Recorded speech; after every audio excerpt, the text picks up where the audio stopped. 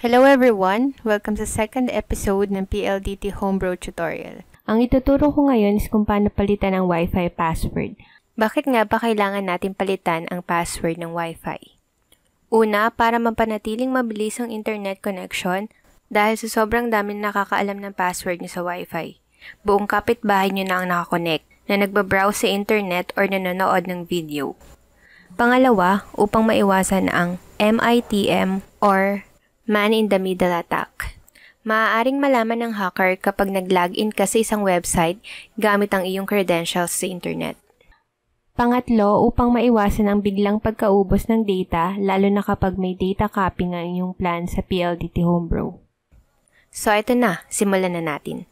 Una ay mag-connect ulit tayo sa modem gamit ang Wi-Fi.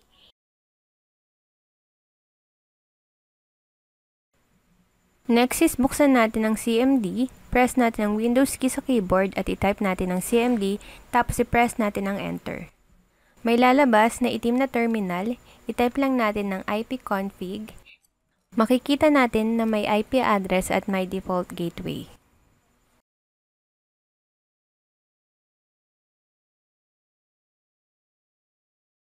Itatype natin ang default gateway sa browser.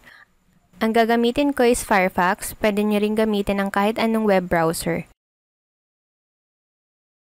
May lalabas lang na login form na nahingi ng username at password.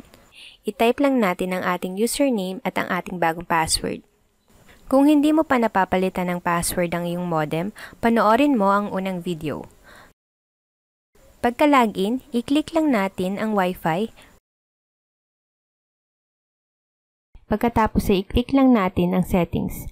May makikita tayo na network name. Ito ang magiging pangalan ng Wi-Fi natin. Ang ilalagay ko ay linktech. Tapos scroll natin pababa. Makikita naman natin ang key passphrase. Ito ang magiging password ng Wi-Fi.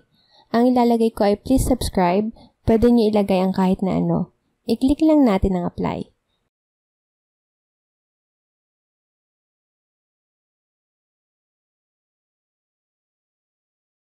Automatic tayong mag-disconnect sa ating network.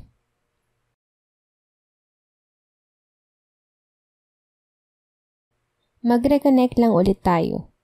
Makikita natin ang ating bagong Wi-Fi network. I-click lang natin, tapos ilagay lang natin ang bagong password. Salamat sa panonood. Kung nagustuhan niyo ang video, i-hit niyo lang ang like at subscribe. Kung meron kayong suggestion or tanong, i-comment nyo lang sa ating comment section. Huwag kakalimutan i-click ang bell at i-turn on ang notification.